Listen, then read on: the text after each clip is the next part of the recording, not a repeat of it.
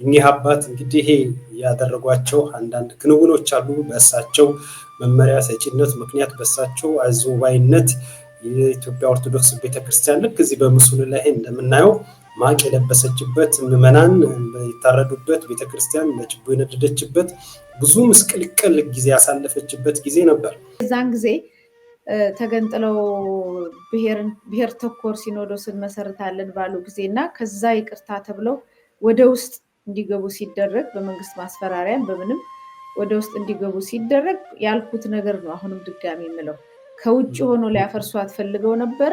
አሁን ደግሞ ከውስጥ ሊያፈርሷት ነው የሚል ነበር አቋም የነበረው። እንደዛ ነው የሆነው። ምክንያቱም እየተንከባለሉ ወደ ዋና ቦታ ላይ መጥተዋል።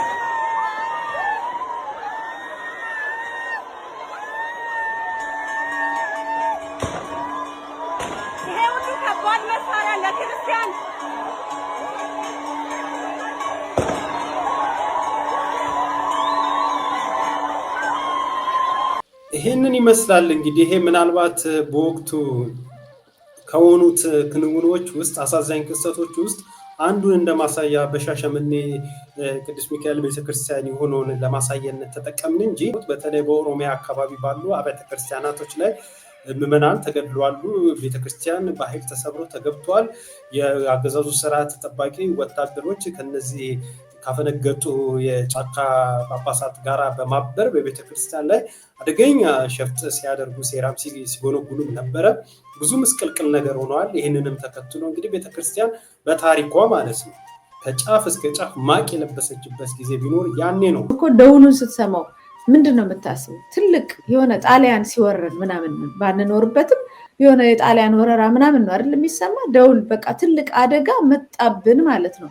ቤተክርስቲያን ደውሏን በዛ ደረጃ ስትመታ ስትደውል፣ ከዛ ደግሞ እንደገና ማቅ ስትለብስ፣ ከዛ ደግሞ እንደዚሁ ለሶስት ቀን ነው ምናምን ጸሎት ነበርኩ እኔም ራሴ እና በየቀኑ እየተሄደ ጊዜው ሲባል በዛ ሁሉ ለቅሶ ምናምን ሲታለፍ ቤተክርስቲያኗ በጣም ከባድ የሆነ ፈተና እየመጣባት ነው። በድሮ ጊዜ ሰዎች አንገት እየቀሉ ነበረ ክርስትናን የሚያጠፉት የነበረው እና ኦልሞስት እንደዚህ አይነት ነገር ሲመጣባት ቤተክርስቲያኗ የመኖሯና ያለመኖሯ ነገር ሲመጣ መኖሯ ኤግዚስት ማድረጓ ፈተና ላይ ሲሆን እንደዚህ አይነት ማቅ ለብሳ ሱባኤ ትገባለች፣ ደውሏንም ትደውላለች። እዛ ላይ ነው የነበረችው። አሁን ቀስ ብለው እንደ ባብ ተስበው ደግሞ ወደ ውስጥ ገብቷል። ከአቡነ ሳዊሮስ ጋር የግል ግንኙነት ምንም ነገርም የለም። ያደረጉት ነገር ላለፉት 20 ዓመታት በኢትዮጵያ ኦርቶዶክስ ቤተክርስቲያን ያከናወኗቸው እያንዳንዱን ሂደት ነው። በቃ ቤተክርስቲያኗ ፈተና በገጠማት ጊዜ ታድሶች ሲንቀሳቀሱ እሳቸው ከጀርባ አሉ። የተአድሶ መልእክት በሚተላለፍበት የቴሌቪዥን ጣቢያዎች ሲኖሩ እሳቸው ይመርቃሉ፣ እሳቸው ብራኬ ይሰጣሉ።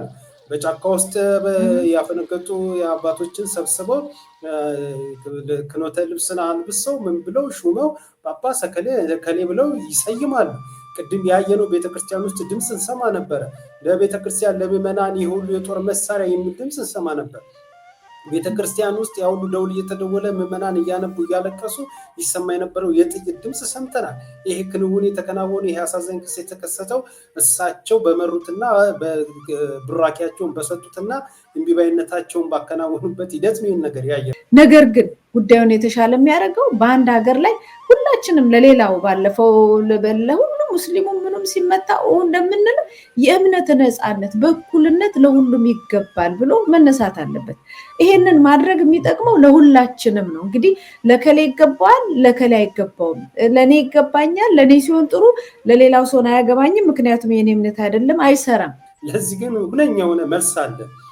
በህዋት መራሹ አገዛዝ ስርዓት ጊዜ በእስልምና እምነት ተከታዮች ላይ የህዋት አስተዳደር በፈጠረው ተጽዕኖና እሱን ተከትሎ በነበረው እንቅስቃሴ ላይ እንደ ኢሳት አንቺም ራሱ ስትሰሪው ነበረ። በተለይ የድምጻችን ይሰማ እንቅስቃሴ ነበረ።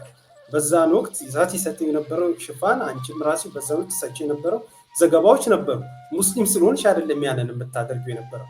ቅድም ካልሽው አስረጂ ነገር ነው። እኔ ራሴ አደባባይ ላይ ወጥቼ የእስልምና እምነት ጥያቄ ያቀረቡ በሃይማኖት መንግስት ጣልቃ ይግባ፣ በእስልምና ጉዳዮች ላይ ጣልቃ ይግባ ብሎ እንቅስቃሴ ያደረጉ ደግሞ መታሰራቸው አግባብ አይደለም ይፈቱ ስል በአደባባይ ላይ ሰልፍ ወጥቻለሁ። እንግዲህ ይሄንን የማደርገው ሙስሊም ሆኜ አይደለም። እንዴት አየሽው የአምባሳደሩን መልእክት?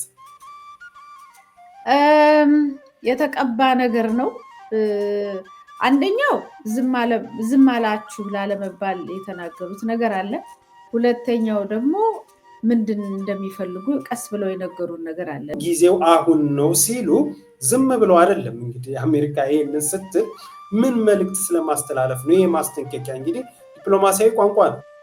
የግድ ካሌንደር አይጠበቅም። ጊዜው አሁን ነው። በቃ ይሄ ኦርደር ነው፣ ትእዛዝ ነው። ከዚህ ጊዜ ማለፍ የለብህም ነው ለፌደራል መንግስቱም በኦሮሚያ አካባቢ ለሚንቀሳቀሱን ታጣቂ ኃይሎች ለፋኖ ሶስቱም መሰረት ያደረገ መልእክት ነው።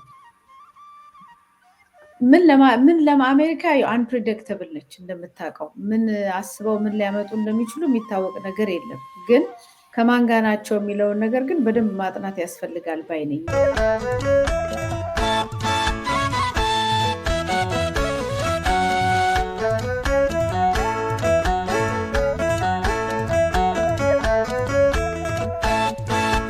ሰላም ጤና ይስጥልን። የነጋሪ ቲቪ ስለ ሀገር መሰናዶ ተመልካቾቻችን የቅዱስ ሲኖዶስ ዕጣ ፈንታና የአሜሪካ ማስጠንቀቂያ በተሰኘ ርዕሰ ጉዳይ ከጋዜጠኛ መታሰቢያ ቀጸላ ጋር አብረን ቆይታ እናደርጋለን። እስከ መሰናዶ ፍጻሜ አንድ ላይ እንድትቆዩ በአክብሮት የምጋብዛችሁ እኔ ይድነቃቸው ከበደ ነኝ።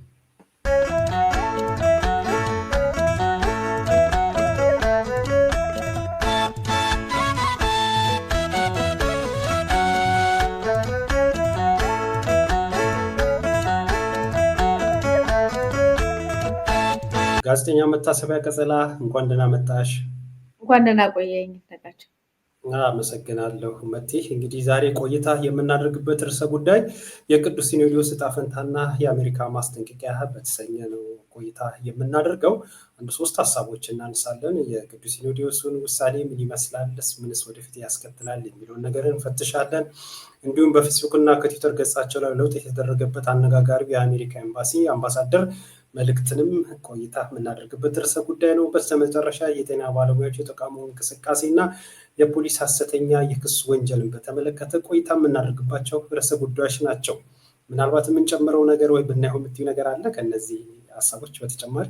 አይ መልካም ነው። በተለይ ከዓመታት በፊት በኢትዮጵያ ኦርቶዶክስ ተዋሕዶ ቤተክርስቲያን ላይ አሁን በመጡት በአንዳንድ ሰዎች ምን ሲደረግ እንደነበረ በደንብ አስታውሰን የምናልፍበት ጉዳይ ነው ብዬ አስባለሁ። ግሩም አመሰግናለሁ ጋዜጠኛ መታሰቢያ ቀጸላ። ስለዚህ ወደ ቀድሞ ርዕሳችን እንመለስ። የቅዱስ ሲኖዶስ ምልዓተ ጉባኤ ውሳኔና የአቡነ-ሳዊሮስ መመረጥን በተመለከተ የወጣ መረጃ አለ። ቅዱስ ሲኖዶስ በግንቦት 2014 ዓ.ም አድርጎት በነበረው ምርጫ የባህር ዳርና አካባቢው ሀገረ ስብከት ሊቀ ጳጳስ ብፁዕ አቡነ አብርሃምን የመንበረ ፓትርያርክ ጠቅላይ ጽሕፈት ቤት ዋና ስራ አስኪያጅ አድርጎ በመምረጥ ላለፉት 3 ዓመታት ይህንን ቦታ አቡነ አብርሃም ይዘው ሲያገለግሉ እንደነበረ ይታወቃል። አሁን ደግሞ ግንቦት 2017 ዓ.ም ምርጫ ተደርጓል። የቅዱስ ሲኖዶስ ምልዓተ ጉባኤ አቡነ-ሳዊሮስን የመንበረ ፓትርያርክ ጠቅላይ ጽሕፈት ቤት ዋና ስራ አስኪያጅ አድርጎ መርጧል። ቅዱስ ሲኖዶስ የደቡብና የደቡብ ምስራቅ ትግራይ የቤተ መጻሕፍት ወመዘክርና ማህበራት ማደረጃ መምሪያ ሊቀ ጳጳስ የሆኑትን ብፁዕ አቡነ ዲዮስቆሮስን የቅዱስ ሲኖዶስ ዋና ጸሐፊም አድርጎ መርጧል። በ2014 ዓ.ም ይህንን ቦታ እንዲመሩ ተመርጦ የነበሩት ብፁዕ አቡነ ጴጥሮስ የኒውዮርክ አካባቢ ሊቀ ጳጳስም እንደነበሩ ይታወቃል። የቅዱስ ሲኖዶስ ዛሬ በሰጠው መግለጫ አቡነ አብርሃምና አቡነ ጴጥሮስን የ3 ዓመት አገልግሎት ጊዜያቸውን ጨርሰው ነው ዛሬ በሹመት አባቶች የተተኩትም ብለዋል። እንግዲህ ይህንን ውሳኔ ነው የምንመረምረው። ጋዜጠኛ መታሰቢያ ቀጸላ እንግዲህ ዛሬ በተሰጠውና ብዙዎቻችን በተከታተልነው እንግዲህ የቅዱስ ሲኖዶስ ምልዓተ ጉባኤ ውሳኔ የአቡነ-ሳዊሮስ መመረጥ ነው እንግዲህ በዋነኝነት በብዙዎች ዘንድ መነጋገሪያ የሆነው። እኒህ አባት እንግዲህ ያደረጓቸው አንዳንድ ክንውኖች አሉ። በእሳቸው መመሪያ ሰጪነት ምክንያት በእሳቸው አዘዋይነት የኢትዮጵያ ኦርቶዶክስ ቤተክርስቲያን ልክ እዚህ በምስሉ ላይ እንደምናየው ማቅ የለበሰችበት፣ ምዕመናን የታረዱበት፣ ቤተክርስቲያን ለችቦ የነደደችበት፣ ብዙ ምስቅልቅል ጊዜ ያሳለፈችበት ጊዜ ነበር። እንግዲህ እኚህ አባት አሁን ደግሞ የቤተክርስቲያኒቷ ሹመት አግኝተው መመረጣቸው በምዕመናን ዘንድ ሰፊ መነጋገሪያ ሆኗል። ጉዳዩ የቤተክርስቲያን ሹመትን ብቻም ሳይሆን የመንግስት ሹመት የብልጽግናም እጅም ጭምር ያለበትም እንደሆነ ነው በሰፊው እየተነገረ ያለው። አንዳንድ አስረጅ ቪዲዮዎችንም እንዲሁም ሌሎችን መረጃዎችን አንስተን ቆይታ እናደርጋለን። በጥቅሉ የቅዱስ ሲኖዶስ ውሳኔ እንዴት አየሽው ጋዜጠኛ መታሰቢያ ቀጸላ? አመሰግናለሁ ይድነቃቸው። ያው ሰዎቹ እዛ ያሉት ብፁዓን አባቶች ያሉበትን ፈተና መቼም መረዳት ተገቢ ነው። እንደዛም ሆኖ ግን ምን ተደረገ፣ እንዴት ተደረገው እዚህ ደረሱ የሚለውን ነገር መጠየቅና ማስረዳት ይገባል። እኔ የዛን ጊዜ ተገንጥለው ብሔር ተኮር ሲኖዶስን መሰረታለን ባሉ ጊዜ እና ከዛ ይቅርታ ተብለው ወደ ውስጥ እንዲገቡ ሲደረግ በመንግስት ማስፈራሪያም በምንም ወደ ውስጥ እንዲገቡ ሲደረግ ያልኩት ነገር ነው። አሁንም ድጋሚ የምለው ከውጭ ሆኖ ሊያፈርሷት ፈልገው ነበረ፣ አሁን ደግሞ ከውስጥ ሊያፈርሷት ነው የሚል ነበር አቋም የነበረው። እንደዛ ነው የሆነው። ምክንያቱም እየተንከባለሉ ወደ ዋና ቦታ ላይ መጥተዋል። ከዚህ በኋላ ምንድን ነው የሚወሰነው? ወዴት ነው የኢትዮጵያ ኦርቶዶክስ ተዋሕዶ ቤተክርስቲያን የምትሄደው?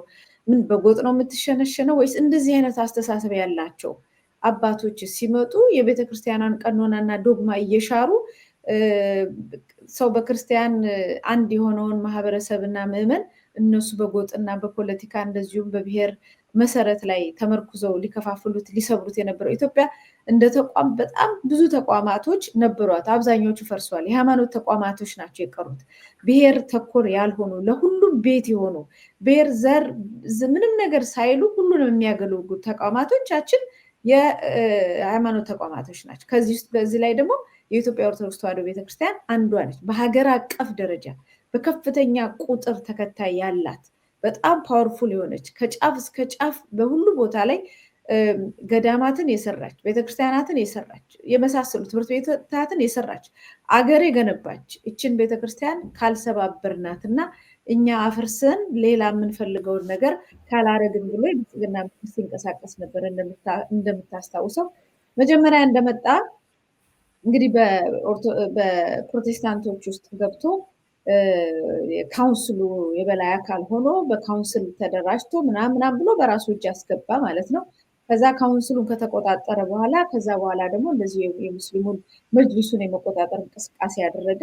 እንደምናውቀው ነው የሚደረጉትን ነገሮች። የኢትዮጵያ ኦርቶዶክስ ተዋሕዶ ቤተክርስቲያን እምቢ ብላ ነበረ፣ አልቅሳ ነበረ፣ ማቅ ለብሳ ነበር። በታሪክ ታይቶ የማይታወቅ ጊዜ አሳልፋ ነበር። ከዚህም የተነሳ ብዙ ኢትዮጵያን ዋጋ ከፍሏል። ይሄን ስንል በኢትዮጵያ ኦርቶዶክስ ተዋሕዶ ቤተክርስቲያን ጋር አብረው የቆሙት ሌሎች ሃይማኖቶችን ጭምር ተከታዮች ጭምር አትነካም ብሎ አብረው የቆሙበት ነገር ስለነበር የዛን ጊዜ መንግስት ማሸነፍ አልቻለም። በዛ በኋላ ግን በውስጥ ለውስጥ ፖለቲካ ተሰርቶ ግለሰቦችን በማስፈራራት አባቶችን በማሰደድ በማፈናቀል በብዙ ሂደት እነዛ ተገንጣይ ሰዎች ፖለቲካ አጀንዳ ያደረጉ ሰዎች ወደ ውስጥ ገብተው ከውስጥ ደግሞ እየተመረጡ ወደ ላይ እንዲመጡና ሙሉ በሙሉ እንዲቆጣጠሯት የማድረግ ሂደት ነበረ። ከዛ ውስጥ በተወሰነ ደረጃ ተሳክቶላቸዋል። እንግዲህ እነሱ የናረጉ እንጂ እኛ ምዕመናኑ ተከታዩ የተቀየረው ነገር የለም። ስለዚህ የሚደረገው ነገር ከእስካሁን ከምናውቀው ከኢትዮጵያ ኦርቶዶክስ ተዋሕዶ ቤተክርስቲያን ውጭ የሆኑ ነገሮች ሲመጡ ምዕመኑ እንደሚነሳ ብዙ ደግሞ ማህበረ ቅዱሳን በላቸው ብዙ ሌላ ተቋማቶች አባሪ ሆነው የሚያገለግሉ የቤተክርስቲያኗ አገልጋዮች አሉ፣ ተቋማቶች አሉ፣ ቡድኖች አሉ እና ያ እነሱ የሚሉትን እንግዲህ የምናይ ነው። በአጭሩ ፈተና መግባቷን ቤተክርስቲያኗ የሚያሳይ ነው እና ዝም ብዬ እንደው ከተላኩልን ነገሮች ውስጥ ብዙ ፎቶዎች እየተላኩ ነው፣ በወቅቱ የነበሩትን ነገሮች ማለት ነው። በሰላም ከቤት ወጥቶ ከሰዓት ላይ ድንገት የአባቴን ሞት ከሰማሁበት ድንጋጤ 1000 እጥፍ ጊዜ በሲኖዶሱ ሹመት ደንግጫለሁ መቴ ብሎ አንድ ሰው ልኮልኝ ነበር እና ሌላው ለዚህ ነበረ ወንድሜን ያጣሁት 2023 ላይ ቤተክርስቲያንና ህዝቦቿን በፈረንጅ ማለት ነው ማቅ ያለበሱና የብዙ ኦርቶዶክሳውያን ህይወት መጥፋት ከስራ መባረር ምክንያት የሆኑ ዛሬ የጠቅላይ ቤተ ክህነት ዋና ስራ አስኪያጅ ሆነው ተሹመዋል። ምን ይባላል ብቻ ቤተክርስቲያን ወይ እግዚአብሔር ይሁንሽ፣ ግን ደግሞ ያን ማቅ የለበስንበትን ወቅት አንረሳውም የሚባል መልእክቶች ብዙ ነው እየመጡ ያሉት። እነዚህ መልእክቶች ቁጭቶች ዝም ብሎ የሚታለፉ አይደሉም። ይነቃቸው ዛቻም ናቸው። አንቀበለውትም። ያረጉትን ነገር እናውቃለን፣ ማንነቶትን እናውቃለን። ስለዚህ በሰላም የሚኖሩበት ሁኔታ አይደለም፣ ምንከተሎት አይደለም የሚል እንትን ነው ማስጠንቀቂያ ነው ከምዕመኑ እየመጣ ያለው እና በጣም ነው የሚያስፈራው፣ በጣም ነው የሚያሰጋው። ግን ቤተክርስቲያን ከዚህም በላይ ጠንካራ ነች ብዬ አምናለሁ። የተደረገው ግን አብሶሉት ሴራ ነው። ሴራ በቤተክርስቲያን ላይ ይሄ መንግስት ማንም ያልደፈረውን ማንም ያላረገውን በኢትዮጵያ ኦርቶዶክስ ተዋሕዶ ቤተክርስቲያን ላይ አድርጓል። ለዚህም ነው ይሄ መንግስት በአጭር መቀጨት አለበት ተብሎ ብዙ ሰው ሆ ብሎ የሚነሳው። እንግዲህ ታውቃለህ፣ ይሄ የገዳሙን መቃጠል፣ ክርስቲያኖች መታረድ ምናምን ሁሉ በዚህ ዘመን ከመቼውም በላይ የተደረገበት ነው። ድሮ በስንክሳር የሚጻፉ ታሪኮች ናቸው በአሁኑ ሰዓት እየተደረጉ ያሉት እና ይህ አንዱ ክስተት ነው በዛሬው ዕለት። መልካም። አብዛኛውን ነገር አንቺ ያልሽው ነው ምዕመኑ የሚጋራው። የኢትዮጵያ ኦርቶዶክስ እምነት ተከታይም ብቻም ሳይሆን ይህን ነገር በቅርብ የሚከታተል ሁሉ ብዙዎች የሚጋሩትን ሀሳብ ነው እያነሳሽ ያለሽው። በተለይ የአቡነ ሳሪዎስ እና የእሳቸው ሀሳብ ተጋሪዎች የሆኑት በኢትዮጵያ ኦርቶዶክስ ቤተክርስቲያን ላይ ያደረሱት ነገር በእጅጉ የሚረሳ አይደለም። ምናልባት ለተመልካቾቻችንም ለእኛም ለውይይት እንዲረዳን እኛ አቡነ ሳሪዎስ በባለፉት 2 ዓመታት ብቻ በቤተክርስቲያን ላይ ያደረጉትም ነገር ሳይሆን ቀደምት የነበረ አስቀድሞ የነበረ ሂደታቸውስ ምን ይመስላል የሚል አንድ እስኪ ሀሳብ እናጋራና ምናልባት ቴክኒሻናችን የእሳቸውንና እንደዚህ በእሳቸው ምክንያት ቤተክርስቲያን ማቅ የለበሰችበትን እያስኬደ ይህንን ሀሳብ ማጋራት እችላለሁ። ባለፉት 2 አስርት ዓመታት እንግዲህ በ20 ዓመት ውስጥ ነው የአሁኑ ብቻ 2 ዓመት አይደለም። እኛ አቡነ ሳሪዎስ በኢትዮጵያ ኦርቶዶክስ ተዋሕዶ ቤተክርስቲያን ላይ ምን ነበረ ሚናቸው? ምናልባት የእሳቸው አሉ ከተባለ በእሳቸው ምክንያት በቤተክርስቲያን ውስጥ በሚነድ እሳት ጀርባ የእሳቸው እጅ ነበረበት። አስረጅ የሆኑ ሀሳቦችንም ማቅረብ እንችላለን። በባለፉት 2 አስርት ዓመታት ቤተክርስቲያን መከራ በምትቀበልባቸው ወቅት በተለያዩ ፈተናዎች ውስጥ ስታልፍ ከሚነደው እሳት ጀርባ ከሚጭሰውም ጭስ ጀርባ ክብሪት እጃቸው ላይ የሚገኘው እኚሁ ሰው ናቸው። በ90ዎቹ መጨረሻ ላይ ሚሊኒየም መጀመሪያ ላይ ቤተክርስቲያን ሊውጧት የመጡት የተሐድሶ ልቦችን በእሳት ሲለበልቡ በነበሩት ወሳኝ ወቅት እሳቸው ከሌሎች አባቶች በልዩነት የተሐድሶዎችን ቴሌቪዥን ፕሮግራም የአዳራሽ የቦሌና ፓርክ ጉባኤዎችን ሲባርኩም ነበረ። በየሀገረ ስብከቱ ቤተክርስቲያን ቀኖና የጣሱ የተሐድሶ አራማጆች ሲታገዱና ሲወገዱ በደቡብ ምዕራብ ሸዋ አገረ ስብከትና እነዚሁ አራማጅ ኃይሎች ማንም ከልካይ በአውደ ምሕረት ሲፈነጩ እሳቸው በግልጽ ማንም እንዳይነካቸውን ክልከላም ይሰጡም ነበር። ቤተክርስቲያን አንድነቷን ተነጥቃ በህገወጥ መንገድ የኦሮሚያ ቤተ ክህነት የሚባል አካልን ሲመሰረት ከነ ቀሲስ በላይ ጀርባም እርሳቸውም ነበሩ። የቤተክርስቲያን መሰረትን ያናጋው ልብንም ያቆሰለው መፈንቅለ ሲኖዶስና መፈንቅለ ፓትርያርክ ሙከራም ሲደረግ ያ የጫካ ውስጥ የህገወጥ ሽመትም ሲካሄድ አቡነ ሳሪዎስ ከዋነኞቹ ተዋናዮች መካከል ዋናውም ሰው ነበሩ። አንዳንድ አባቶች መንበረ ሰላም በሚል ሽፋን ከእናት ቤተክርስቲያን ህጋዊ ሲኖዶስ ሲለዩና ሲገነጠሉ እሳቸው መቀሌም ተጉዞ በርቱ የሚል ማበረታቻ መልእክትም ያስተላልፉ ነበረ። በተደጋጋሚ በገንዘብም እንቅስቃሴዎች ቤተክርስቲያን ላይ ከሚያደርጉት ዓለም ገና ሰበታ ላይ ባለው ኢንቨስትመንትን ተጠቅመው ቤተክርስቲያንን ሲያደሙ ከለላ ሲሰጡም እሳቸው ዋነኛም ተጠቃሽ ናቸው። እንግዲህ እኚህ አባት ይህን ሁሉ ነገር አይተናል። ቤተክርስቲያን ጥቁር ለብሳለች። ብዙ ኦርቶዶክሲያን ተገድሏል። ብዙ ክርስቲያኖች ከስራቸው ተፈናቅሏል። ብዙዎች ታስሯል። ብዙዎች በተለያየ መንገድ ሰማዕትነትን ተቀብለዋል። ይሄው እኚህ በምናያቸው አባት አሁን እኚህ አባት ይሄንን የቤተክርስቲያን ሹመት ሲቀበሉ ምዕመኑ እኚህን አባት ሲያይ ምን ይሰማዋል? ምንስ ትዝ ይለዋል? ጋዜጠኛ መታሰቢያ ቀጸላ ምናልባት በዚህ ላይ እስኪ ያለሽን አስተያየት እና ወደ በኋላ አካባቢ ደግሞ በቪዲዮ የተደገፈ አለ ቴክኒሻናችን ከተዘጋጀበት እሱን የሚያሳየናል። በቅድሚያ በዚህ ባነሳሁት ሀሳብ ላይ ምን አስተያየት አለሽ? በጣም አንተ ያወጣኸው መረጃ ምን መሰለ የሚያሳየው በሃይማኖትም ደረጃ ልዩነት እንዳላቸው ነው የሚያሳየው። በኢትዮጵያ ኦርቶዶክስ ተዋሕዶ ቤተክርስቲያን አማኝ እንዳልሆኑ ነው የሚያሳየው። ኑፋቄ እንዳለባቸው ነው የሚያሳየው። ክህደት እንዳለባቸው ነው የሚያሳየው። ስለዚህ ለምን ለቤተክርስቲያኗ ይሳሱላታል? እንደውም እንደምታውቀው ሌሎች የእምነት ተቋማት የኢትዮጵያ ኦርቶዶክስ ተዋሕዶ ቤተክርስቲያን እንድትቀጥል የሚፈልጉ አሉ። በዛው ልክ ደግሞ እኛ ኖረን እንደውም ትውደምልን የሚሉ አካላቶችም እንዳሉ እናውቃለን። ስለዚህ አንተ ልኮ ይዘው መጥተው ኑፋቄ ያለባቸው ሰው ኦልሞስት ጠላትህን በቤት ማስቀመጥ ማለት ነው። እንደምታስታውሰው ከሆነ ምስካየ ኅዙናን መድኃኔዓለም ነበሩ ለረጅም ጊዜ። ምስካየ ኅዙናን ገዳም መድኃኔዓለም ገዳም እኔ ሰፈሬም ነው በብዛት አንደኛው ደብሬም ነው። እዛ እንደመማሪ እዛ አካባቢ እንደመማሪ ያ ማለት ምንድን በጣም ትልቅ ቦታ በሹመት ይሁን በምን ይሁን በእድገት በጣም ትልቅ ቦታ ነው የነበሩት። እዛ ቦታ ላይ ሰው ኖሮ እንደዚህ አይነት ነገር እንዴት ያደርጋል ብለህ ስትገምት ገዳም ነው ባይዘው ቤተክርስቲያኑ እና እዛ ቦታ ላይ ኖሮ ይሄንን ሁሉ ነገር ይሄንን ሁሉ ወንጀል የሚያደርገው አንድ ሰው የሃይማኖቱ ተከታይ አለመሆኑ። እንግዲህ ህወሓት ሲመጣ መጀመሪያ ያደረገው ነገር የሃይማኖቱ ሰዎች ያልሆኑ ሰዎች ሃይማኖት እዛ ውስጥ ያሉትንም በማስካድ እንደገና ደግሞ ሌሎች ደግሞ ያልሆኑ ሰዎችን ቀሚስ እያለበሰ ነበር የሚያስቀው። በራሳቸው በኢቲቪ ላይ የምታስታውስ ከሆነ አንድ ፕሮግራም ላይ አንድ ሰው ኢንተርቪው እየተደረገላቸው ነው እና እንዴት ዋልድባ ገዳም ገብተው ራሳቸው መንኩሴ አስመስለው ሲታገሉ የነበሩ ሰዎች በኩራት እኔ አባ ከሌ ነበር የምባለው እንደዚህ አድርገን በዚህ ወተን ከዛ ለብዙ ዘመን አባ እየተባለን መነኩሴ ሆነን ኖረን ነበረ ነው እያሉ ያሉት። ከዛ በኋላ የሆኑትን ነገር እናውቃለን። እንግዲህ ፓትርያርክ ሲሰደድ ሌላ ፓትርያርክ 2 ፓትርያርክ የነበረበት ነው። ህግጋቶች ሲሻሩ እና የነበረ ብዙ ነገሮች ተከስተዋል።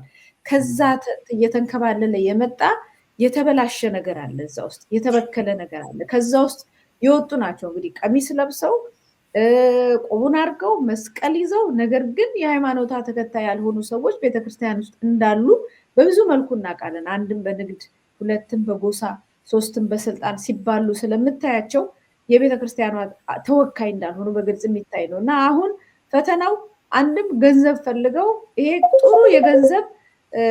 ጥሩ የገንዘብ ማግኛ ነው ብለው የመጡ ሰዎች መሆናቸው ያሰጋል። በዛው አንጻር ደግሞ ይህንን ለሌላ ነገር ሊጠቀሙበት የፈለጉ ኃይል መሆናቸው ያስፈራሃል። ሶስተኛው ደግሞ ዘረኝነት ላይኖርባቸው ይችላል፣ እርግጠኛ አይደለሁም። ነገር ግን በጎጥና በጎሳ ብንሄድ የተሻለ ነገር እናገኛለን፣ በኮታ ጥሩ ስልጣንና ጥሩ ገንዘብ እናገኛለን የሚሉ ናቸው። ትዝ ይልህ እንደሆነ አቡነ ገብርኤል ይመስለኛል በቁልቢ የሚሰበሰበው ገንዘብ እኮ የኦሮሚያ ክልል መሆን አለበት። የቤተክርስቲያንን ገንዘብ ከአዲስ አበባ ከየትም ብሎ ተሰብስቦ ሄዶ የሚሰጠውን ማህበረሰብ ይሄ የክልል ጉዳይ ነው ብለው ያመጡት ነገር አሰራሩን ራሱ አያውቁትም፣ እንዴት እንደሆነ ከየት እንደሚሄድ ገንዘቡ ራሱ አያውቁትም። እና ፒውርሊ ገንዘብንና ስልጣንን ለማግኘት ቀሚስ ለብሰው የገቡ ሰዎች አሉ፣ ወይም በዛ ውስጥ አድርገው የተሸነፉ ይወደቁ አሉ። ስለዚህ ቤተክርስቲያን ራሷን እንዴት ነው የምታድነው የሚለውን ነገር በእርግጠኝነት ብዙ ምሁራን ውስጥ አሉ፣ ሊመክሩበት የሚገባ ነው። ምዕመኑ ሊያስብበት የሚገባ ነገር ነው ብዬ ነው የማስበው። መልካም። እስኪ በእሳቸው በአቡነ ሳዊሮስ ፊት አወራሪነት የዛሬ 2 ዓመት ቤተክርስቲያን ማቅ የለበሰችበት፣ ቤተክርስቲያን ያዘነችበት፣ ምዕመናን የተገደሉበት፣ ብዙ መከራ የታየበት ጊዜ ነበረ። ከዛ አስረጅ ከሆነ ውስጥ እስኪ አንዱን የሆነ ቪዲዮ አለ፣ እሱን እንመልከትና የቅዱስ ሲኖዶሱ እጣ ፈንታስ ምንድን ነው ወደሚለው ርዕሰ ጉዳያችን እንሄዳለን። ቪዲዮውን እስኪ እንመልከት። አንድ የተዘጋጀ ቪዲዮ አለ።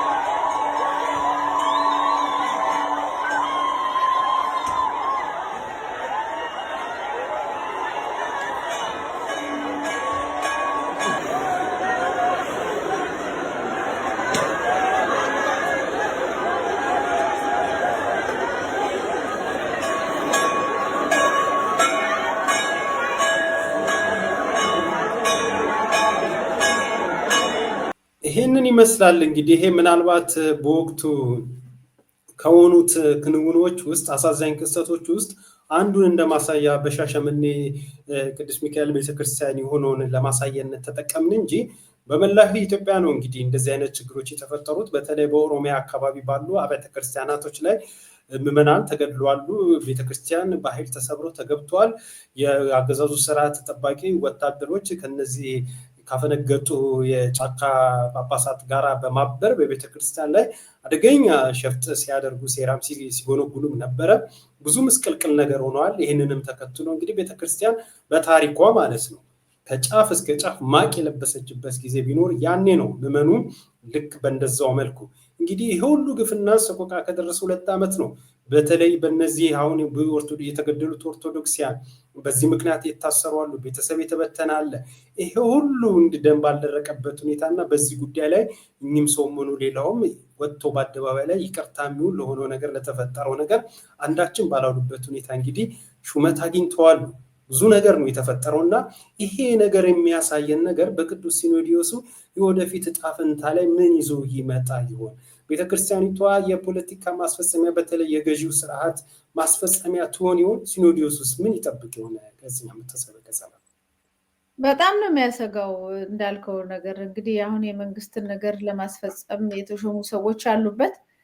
ሌሎችም ደግሞ አሉበት ቀናያን የሆኑ የሃይማኖት ሰዎች አሉበት። ስለዚህ ግጭት ነው የሚፈጠረው። ግጭት ሲፈጠር ያው የሃይማኖት ሰዎች ጨዋዎቹ የእውነቱ የሃይማኖት ሰዎች ብዙ ይናገራሉ፣ ያስጠነቅቃሉ፣ ምን ይላሉ እንጂ ዱላ ያነሱም። ስለዚህ ይመታሉ ማለት ነው። በዱላ ሊመቱ ይችላሉ። አሁን እዛ ላይ ግቢውን እንዴት አድርገው በእርግደውት እንደሚገቡ ምናምን ስታይ በጡንቻና በመሳሪያ ቤተክርስቲያን ላይ እንደዚህ አይነት ናዳ የሚያወርድ አካል ካለ ለቤተክርስቲያን ምንም አይነት ፍራቻ የሌለው ምንም አይነት ክብር የሌለው አካል ምንም ነገር ሊያረጋቸው እንደሚችል ነው የምታየው እና ያሰጋል። ስለዚህ ማህበረሰቡ የሚመለከተው አካል ሁሉ ቤተክርስቲያኗን የመጠበቅ ኃላፊነት አለበት። ያው ሀገር ስትፈተን በተለይ በኢትዮጵያዊነት ላይ ፈተና መከራ ሲመጣ ቤተክርስቲያን ሁሌ ትፈተናለች እንደምታውቀው። አሁን እኮ ደውሉን ስትሰማው ምንድን ነው የምታስበው? ትልቅ የሆነ ጣሊያን ሲወረን ምናምን ባንኖርበትም የሆነ የጣሊያን ወረራ ምናምን ነው አይደል የሚሰማ ደውል። በቃ ትልቅ አደጋ መጣብን ማለት ነው።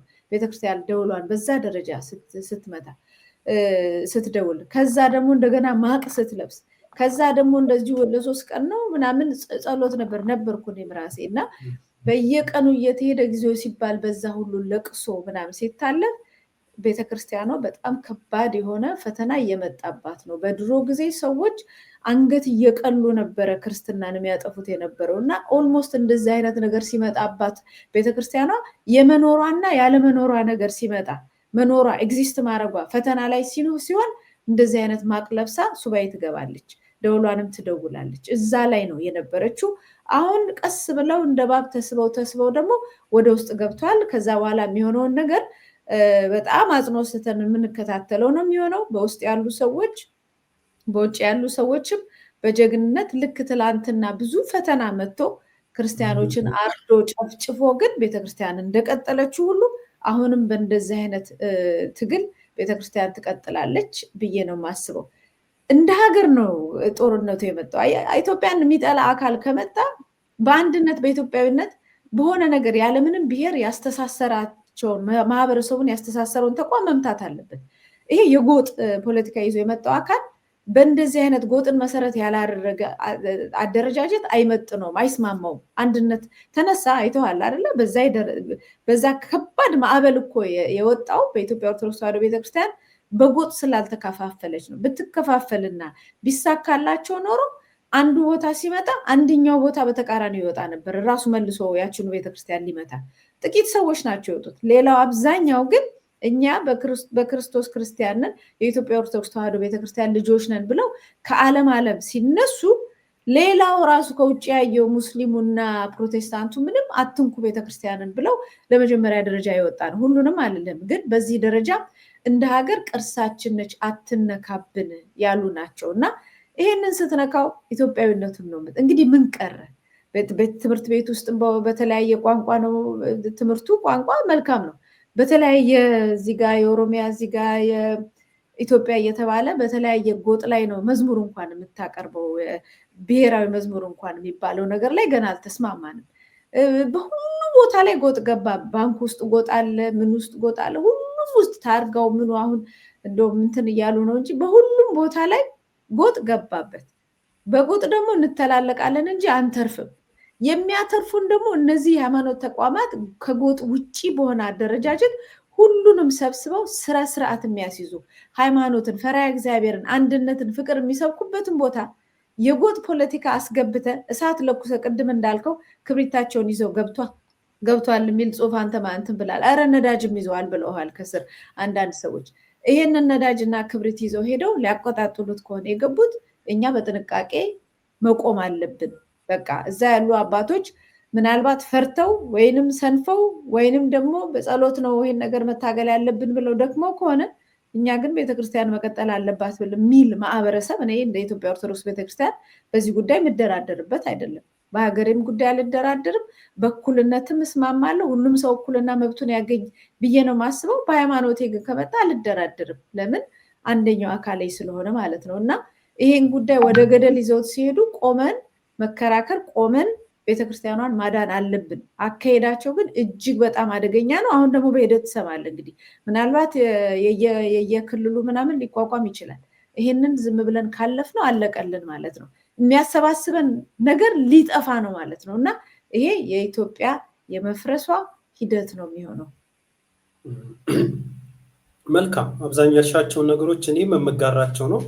በእርግጥ የኢትዮጵያ ኦርቶዶክስ ተዋሕዶ ቤተክርስቲያን ያው ብዙ ፈተናዎችን አልፋለች። የግራኝ መሐመድን ፈተና አልፋለች። የዮዲት ጉዲትን ፈተና ብዙ ፈተናዎች ገጥሟታል በነበረችበት ቆይታና ይህንን ፈተናም እንደ እግዚአብሔር ፈቃድም ትወጣዋለች። ይሄ ብቻ ማለቱ በቂ ላይሆን ይችላል። አባቶች እንግዲህ በጸሎትም በምንም ሊበረቱ ይገባል። እኛም እነሱን ትእዛዝ ልንቀበል ይገባል። ምዕመኑም እንግዲህ በቤተክርስቲያን ላይ የሚከናወኑ ክንውኖችን በሙሉ በንቃት በመከታተል እንዲህም ያልተገቡ ነገሮች ሲኖሩ አሁን ይህ እንግዲህ ከአቡነ ሳዊሮስ ጋራ የግል ግንኙነትም ምንም ነገርም የለም። ያደረጉት ነገር ላለፉት 20 ዓመታት በኢትዮጵያ ኦርቶዶክስ ቤተክርስቲያን ያከናወኗቸው እያንዳንዱን ሂደት ነው። በቃ ቤተክርስቲያኗ ፈተና በገጠማት ጊዜ ተሐድሶች ሲንቀሳቀሱ እሳቸው ከጀርባ አሉ። የተሐድሶ መልእክት በሚተላለፍበት የቴሌቪዥን ጣቢያዎች ሲኖሩ እሳቸው ይመርቃሉ፣ እሳቸው ብራኬ ይሰጣሉ። በጫካ ውስጥ ያፈነገጡ የአባቶችን ሰብስበው ክኖተ ልብስን አልብሰው ምን ብለው ሹመው ጳጳስ ከሌ ብለው ይሰይማሉ። ቅድም ያየነው ቤተክርስቲያን ውስጥ ድምፅ እንሰማ ነበረ። ለቤተክርስቲያን ለምዕመናን ይህ ሁሉ የጦር መሳሪያ የሚል ድምፅ እንሰማ ነበር። ቤተክርስቲያን ውስጥ ያውሉ ደውል እየተደወለ ምዕመናን እያነቡ እያለቀሱ ይሰማ የነበረው የጥይት ድምፅ ሰምተናል። ይሄ ክንውን የተከናወነ ይሄ አሳዛኝ ክስ የተከሰተው እሳቸው በመሩትና ብራኪያቸውን በሰጡትና እምቢባይነታቸውን ባከናወኑበት ሂደት ነው ይህን ነገር ያየነው እና እነዚህና መሰል ክንውኖች በእሳቸው ላይ እያየን ነው ያለን። ይሄ ነገር ደግሞ ለምን ብለን መጠየቅ አንድ እንደ እምነቱ ተከታይ ሃይማኖታዊ ግዴታችን ጭምር ነው። ሌላው ደግሞ ይሄ ነገር በሌላውም ሃይማኖትን ቢሆንም ጭምር ይሄ ነገር ጥሰት ነውና እንዲህ አይነቱን ጥሰት ደግሞ ማጋለጥ የሚዲያ ኃላፊነትን ጭምር ነው። እንግዲህ ይሄንን ነገር ነው አምጥተን ያልነው እንጂ ከኪሳችን አውጥተን ጠይም ስለሆኑ ቀይ ስለሆኑ የከሌ ብሔር የከሌ ሃይማኖት የከሌ ምናምን ስለሆኑ ብለን አይደለም። እሳቸው ሌላም ቢሆን የምናደርገው ጭምርም ስለሆነ ነው። የማጋለጡን ስራ ከሚዲያውም የሚጠበቅ ነው። ሲቀጥል ደግሞ የእምነቱን ተከታይ እንደመሆናችን መጠን በልኩና በአግባቡ እንዲህ ያጋለጥ የምንሄድበት ሁኔታ ይፈጠራል። ወደፊት መፍትሄ እስኪያገኝ በእርግጥ ብዙ ፈተናዎችን አልፋለች የኢትዮጵያ ኦርቶዶክስ ቤተክርስቲያን። አሁን ደግሞ የቅዱስ ሲኖዶስም የቤተክርስቲያኑ ዕጣ ፈንታ በእጅጉ አሳሳቢ ደረጃ ነው የተደረሰው። ምክንያት ከሳቸው ጀርባ ያለው አሁን ላይ በስልጣን ላይ ያለው አገዛዝ ስርዓት እጁን ሙሉ በሙሉ ዘው አድርጎ በቤተክርስቲያን ውስጥ የገባበት ሁኔታ ስላለ ለዚህም ነው ዕጣ ፈንታዋ ስለሚያሳስብ ጭምር ነው ይህን መልእክት ለማስተላለፍ የወደድ ነው። ጋዜጠኛ መታሰቢያ ቀጸላ በዚህ ርዕሰ ጉዳይ ላይ የነበረን ቆይታ እጅግ አድርጌ ያመሰግናለሁ። ወደ ሁለተኛ ርዕሰ ጉዳያችን እናምራ። ይቅርታ ምናልባት ካነሳው አይቀር ይሄ የእምነት ነፃነት በኢትዮጵያ ላይ የተደመሰሰበት ጊዜ ነው። ቅድም ለመግቢያ እንደጀመርኩት በኢትዮጵያ ኦርቶዶክስ ተዋሕዶ ቤተክርስቲያን በከባድ ሁኔታ ዱላ ወረደባት። ያው ብዙም ስለሆነች ብዙ ተከታይም ስላላት ያችን ቤተክርስቲያን መምታት ብዙን ፈተና ያቀልልኛል በመፈልገው ችን ሀገር ለማፍረስ ብሎ ስላሰበ ነው። ግን በሌሎቹም ሰላም ናቸው ማለት አይደለም። ፕሮቴስታንትም ተመቷል። እንደ መጀመሪያ እንደተመጣ እኔ ፕሮቴስታንት ነኝ ብሎ ገብቶ በደንብ አድርጎ የመታው ፕሮቴስታንት ነው። መቷል፣ ከፋፍሏል። ብዙ ደህና ሰዎች ጥያቄ የሚያነሱትን አባሯል። የራሱን ሰዎች ከላይ አምጥቷል። የምናውቀው ነገር ነው። ኢንቨስት እያደረገ ፈንድ እየሰጠ ሁሉ ኢምፓወር እያደረጋቸው የመጣቸውን እነማን ናቸው፣ ትክክለኛውን የእምነቱን ሰዎች የት ናቸው ያሉት የሚለው መጠየቅ አለበት። እንደምታውቀው በጣም ብዙ እልፍ የሆኑ ነው እንዲፈላ ነው የተደረገው። ከዛ በኋላ ግን ድሮ ዲሰንት ሆነው ሃይማኖት የሚሰብኩ የነበሩ የታሉ ብለህ ዞር ብለህ ስታይ በሴራ ተመቷል። የምናውቀው ነገር ነው። የመጅልሱም ላይ እንደዚሁ በደንብ አድርጎ ነው የገባው። ይህንንም የሚያውቁት ያውቁታል። የተገለሉ ትላልቅ አባቶችም የምናውቃቸውን እንዴት አድርገው እንደተገለሉ እንዴት አድርገው በፖለቲካ እንደተባረሩ የምናውቃቸው ሰዎች አሉ። አሁን ይሄ ጉዳይ የኢትዮጵያ ኦርቶዶክስ ተዋሕዶ ቤተክርስቲያን ብቻ አይደለም። ቤተክርስቲያን ብቻዋንም መዋጋቱ አይቀርም እንጂ ዝም ብላ አትጠፋ። ምዕመን ብዙ አላት። ባለፈው ማሳይታለች ጉልበቷን። ነገር ግን ጉዳዩን የተሻለ የሚያደርገው በአንድ ሀገር ላይ ሁላችንም ለሌላው ባለፈው ለሁሉ ሙስሊሙ ምንም ሲመታ እንደምንለው የእምነት ነፃነት በእኩልነት ለሁሉም ይገባል ብሎ መነሳት አለበት። ይሄንን ማድረግ የሚጠቅመው ለሁላችንም ነው። እንግዲህ ለከሌ ይገባዋል፣ ለከሌ አይገባውም። ለእኔ ይገባኛል፣ ለእኔ ሲሆን ጥሩ፣ ለሌላው ሰውን አያገባኝም ምክንያቱም የኔ እምነት አይደለም፣ አይሰራም። እንደ ሀገር ሁላችንም በሰላም የምንኖረው ሁላችንም የእምነት ነፃነታችንን እና ሌሎችም የዲሞክራሲ እሴቶች ሲተገበር ነው። እንደ አንድ ሀገር ነው። እንግዲህ ሌላው ሁሉ ዝም ይበል። እሺ የእምነት ተቋማቶች እንዴት ዝም ይላሉ? ይሄ ሁሉ መከራ፣ ይሄ ሁሉ ጫና፣ ይሄ ሁሉ አረመናዊነት በኢትዮጵያ ላይ እንደዚህ ሲነግስ የእምነት ተቋማቶች ምን ነው ዝም አሉ ስትል እየተመቱ ስለሆነ ቅርጻቸውን ቀይረው መጠቀሚያ ስለሆኑ፣ ስለዚህ ምንድነው ማድረግ ያለባቸው? ወደ ራሳቸው መመለስ፣ እንደ ድሮ እንደ ትላንቱ ትክክለኛ እምነታቸውን መሰረት ያደረገ የካድሬ ምናምን እምነት እሱቶ ትክክለኛውን የእምነቱን መሰረት ሳይለቁ እውነተኛ ማንነታቸውን ይዘው ለህዝቡ ሁሉ ሊያለቅሱና ለኢትዮጵያም ሊጸልዩ የሚችሉት መጀመሪያ የእምነት ነፃነት ሲኖራቸው፣ ከዛም በመተባበር ምን እናርግ ለሀገራችን፣ ጦርነት በስቷል፣ መከራ በስቷል፣ ኑሮ ውድነት መፈናቀል በስቷል፣ ፍትህ ጠፍቷል፣ ምን እናርግ ብለው በአንድ ላይ መምከር ሲችሉ ነው። ይሄን ለማድረግ ካድሬ ሆኖ የእምነት አባት ሆኖ እየለበሰ በየቦታው እንትን የሚለው አይሰራም። ይሄን ሊሰራ አይችል በለው ነው የሚለው። እንደውም ጨርሰው ምን አገባኝ ነው የሚለው። ትክክለኛ የእምነት አባቶች ግን አንድ ላይ ሆነው የመጀመሪያው ነገር የእምነት ተቋማትን ማዳን፣ የሁሉንም የእምነት ተቋማትን ማዳን፣ ሁለተኛው የእምነት ነፃነትን ማስከበር፣ ሶስተኛው በአንድ ላይ ቆሞ ለኢትዮጵያ ድህነት ለኢትዮጵያ መከራ ማብቃት አንድ ላይ መቆምና የሚችሉትን ማድረግ ይጠበቅባቸዋል። ይሄ የመጣው ፈተና ዝም ብሎ ኦርቶዶክስን ሊመታ ወይም ሌላውን ፕሮቴስታንቱን ሊመታ የመጣ አይደለም። እንደ ሀገር ነው ይዞን ገደል የሚገባው እና ደንገጥ ብለን መቆም አለብን። ማነው አዚም ያደረገብን የምልበት ነገር ደንገጥ ብሎ እንዲህ ነገር እኮ በጣም አበለጠን ከእጃችን፣ እምነታችንም ተፈትኖ ወደቀ፣ መቼ ነው የምንነሳው የሚለው ነገር መነሳት አለበት እና የግል ጉዳይ አይደለም የሁሉም ጉዳይ መሆን አለበት ባይነኝ። ይነቃቸው ልክ ነሽ። እኔ አንቺ ምን ስትቀጥይ ለኔ ማሳብ መጣልኝና ጥሩ ገልጸሽዋል ቅድሙ። ምክንያቱም በደንብ አስረጅ የሆነ ነገር ስላለ ማለት ነው። አሁን አንዳንድ እንደዚህ አይነት ክንውኖች ሲኖሩና አሁን ይሄን ስንል እንደው በጋዜጠኛ አይደላችሁ ወደዚህ ምን አስገባችሁ ወይ ደግሞ ከእምነታችን ጋር አዎ የኢትዮጵያ ኦርቶዶክስ እምነት ተከታዮች ነን ከዚህ ጋር አያይዞ ወዳልተገባ ነገር የሚወስዱታል። ለዚህ ግን ሁነኛ የሆነ መልስ አለ። በህዋት መራሹ አገዛዝ ስርዓት ጊዜ በእስልምና እምነት ተከታዮች ላይ የህዋት አስተዳደር በፈጠረው ተጽዕኖና እሱን ተከትሎ በነበረው እንቅስቃሴ ላይ እንደ ኢሳት አንቺም ራሱ ስትሰሪው ነበረ። በተለይ የድምጻችን ይሰማ እንቅስቃሴ ነበረ። በዛን ወቅት ኢሳት ይሰጠው የነበረው ሽፋን አንቺም ራሱ በዛን ወቅት ሰጪ የነበረው ዘገባዎች ነበሩ። ሙስሊም ስለሆንሽ አይደለም ያንን የምታደርጊው የነበረው። ቅድም ካልሽው አስረጂ ነገር ነው። እኔ ራሴ አደባባይ ላይ ወጥቼ የእስልምና እምነት ጥያቄ ያቀረቡ በሃይማኖት መንግስት ጣልቃ ይግባ በእስልምና ጉዳዮች ላይ ጣልቃ ይግባ ብሎ እንቅስቃሴ ያደረጉ ደግሞ መታሰራቸው አግባብ አይደለም ይፈቱ ስል በአደባባይ ላይ ሰልፍ ወጥቻለሁ።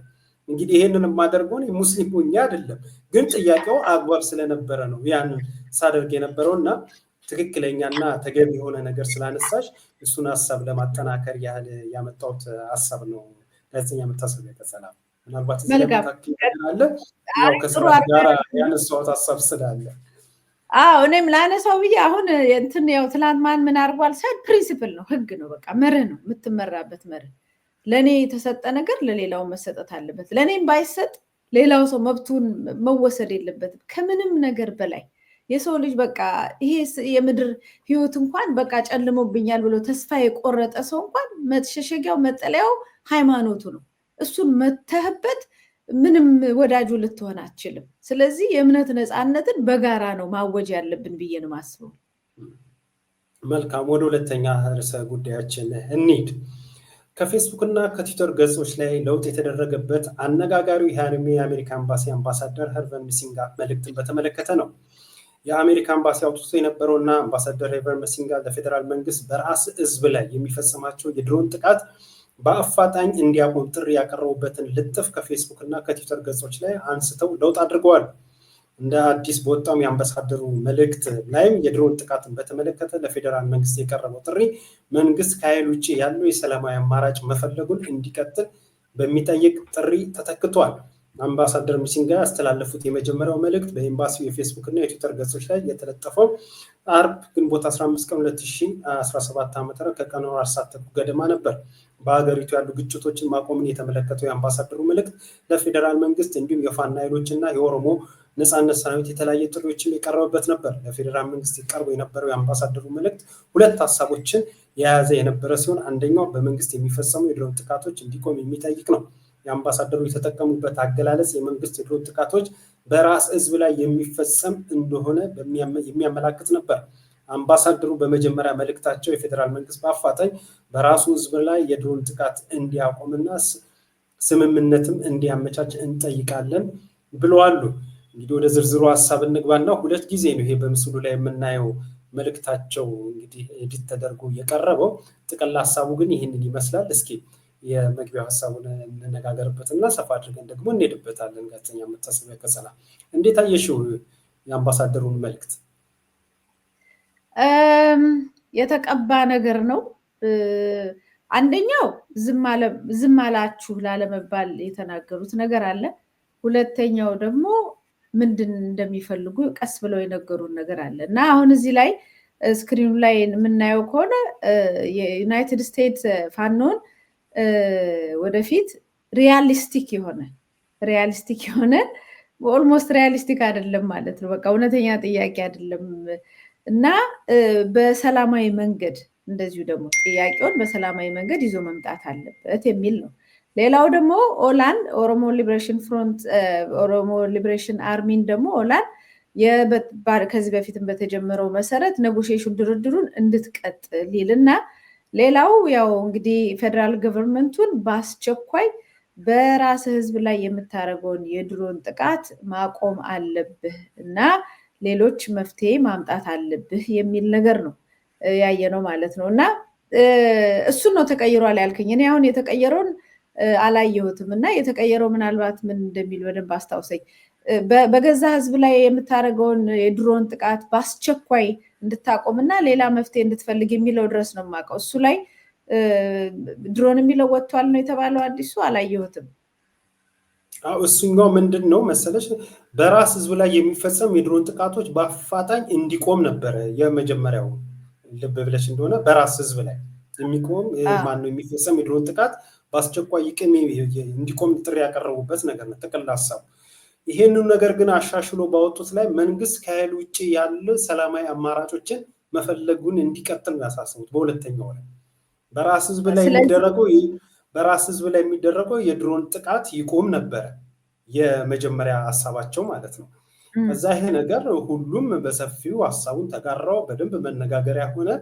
እንግዲህ አሜሪካንዬ ደግሞ አሻሽለው ወደ በኋላ አካባቢ መንግስት ከኃይል ውጭ ያሉ የሰላማዊ አማራጮችን መፈለግ አለበት ወደሚል ተተካ። የድሮን ጥቃት ምናምን የሚለው ወጣ። ልክ ነው። እንግዲህ እኔ እንደውም እሱም ላይ ጥያቄ ነበረኝ።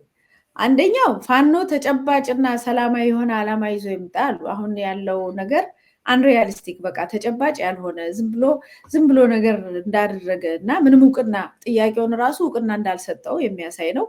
ሁለተኛው በሰላማዊ መንገድ መምጣት አለባቸው ያለ ነው። እንግዲህ መሳሪያ ጥለው በሰላማዊ መንገድ ምናልባት ከተማ ገብተው የፖለቲካ ፓርቲ አቋቁመው ተመዝግበው ይወዳደሩ ሊሆን ይችላል።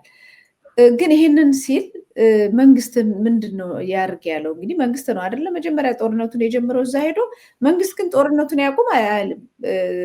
ፋኖ ጦርነቱን ያቁም፣ አርፎ ይቀመጥ። ጥያቄውም ዝም ብሎ ነው አንድ ሪያሊስቲክ ነው ጥያቄው። ሪያሊስቲክ የሆነ ተጨባጭ የሆነ ምናምን ጥያቄ ይዞ መጥቶ እንትን ይበል እና በሰላማዊ መንገድ ይጠይቅ ሲል ይሄ ሁሉ ሰራዊት አማራ ክልል ገብቶ በታንክ በለው በትላልቅ ነገር ህዝቡንና ያው ህዝቡንም የሚጨፈጭፍ እንደገና ከፋኖ ጋር እየተዋጋ ያለውን አካል አቁም አላለውም። ስለዚህ ፋኖ ብቻውን አቁሞ ዝም ብሎ ሙሉ በሙሉ የአብይ አህመድ ወታደሮች ሙሉ በሙሉ አካባቢውን ተቆጣጥረው ህዝቡን አስጎንብሰው እንደልባቸው እንዲገዙት ነው የተፈለገው ወይስ ምንድን ነው? ምክንያቱም ፋኖ አቁም ካለ መንግስትም አቁም አለበት አይደል? የተኩስ አቁም ስምምነት ከሆነ ከሁለቱም ወገን ነው።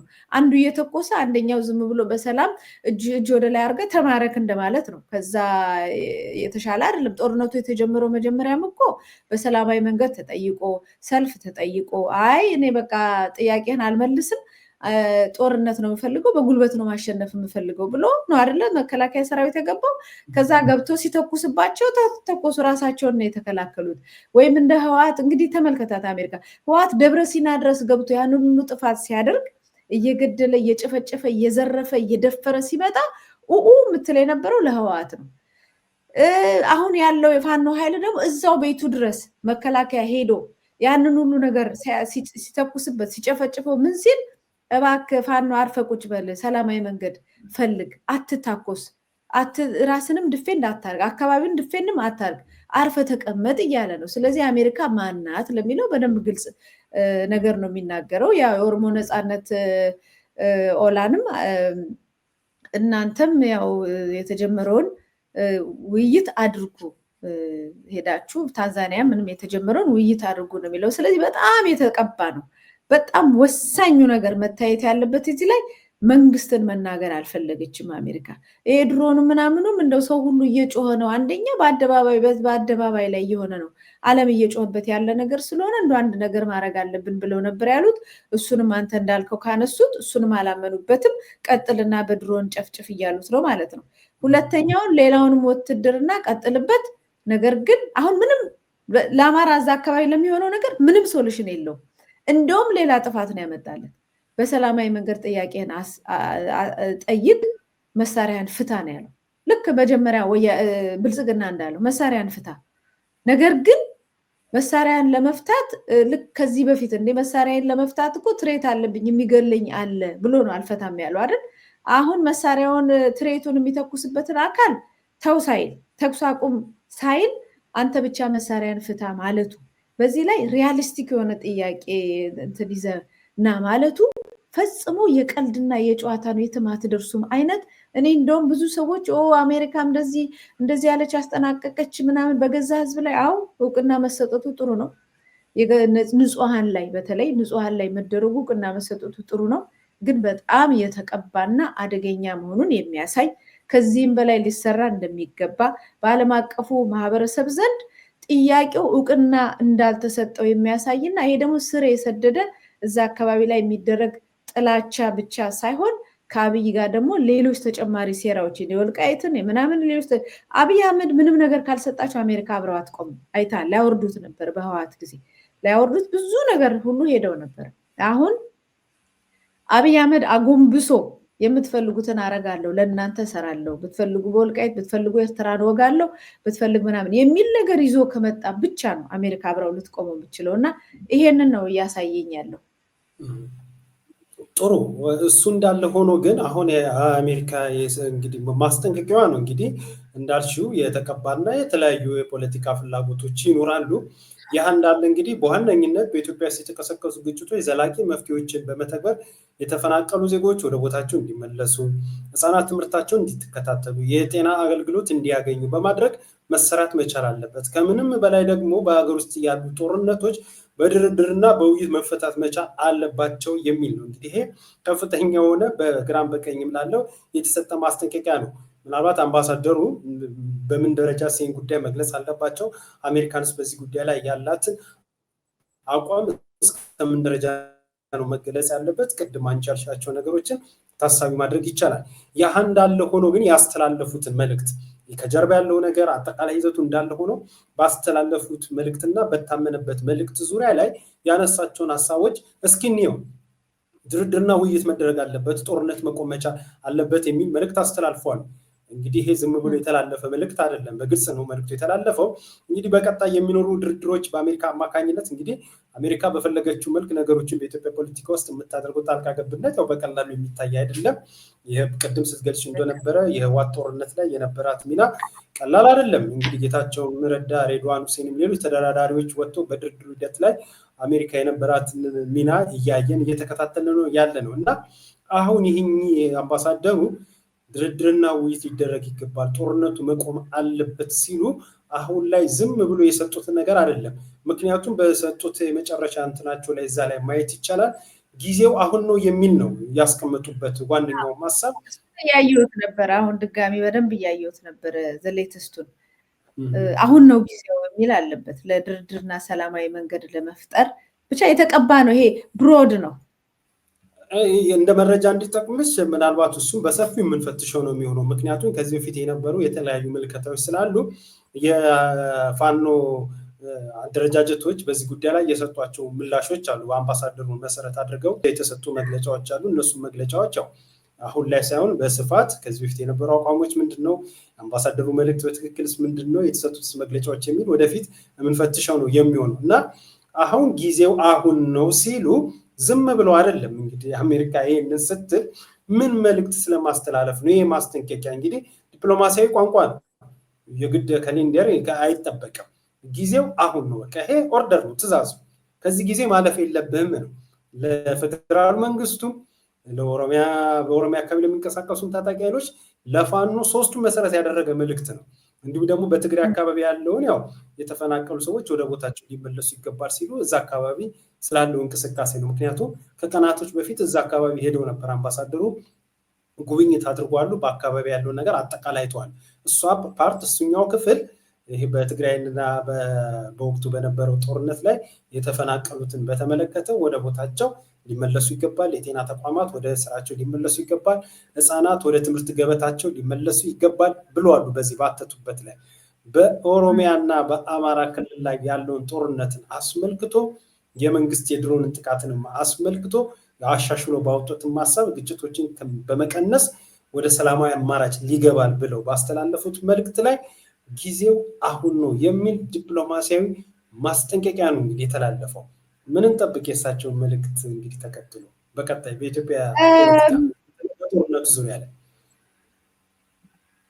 ምን አሜሪካ አንፕሬዲክተብል ነች እንደምታውቀው። ምን አስበው ምን ሊያመጡ እንደሚችሉ የሚታወቅ ነገር የለም። ግን ከማን ጋር ናቸው የሚለውን ነገር ግን በደንብ ማጥናት ያስፈልጋል ባይ ነኝ። ምክንያቱም አንድ ጊዜ እዚህ ጋር ናቸው ሲባሉ አንድ ጊዜ አሁን አብይ አህመድም የእነሱን አይነት ጨዋታ ለመጫወት እየሞከርኩ ነው እያለ ነው። እንግዲህ ምን ያህል እንደሚሳካለት አናውቅም።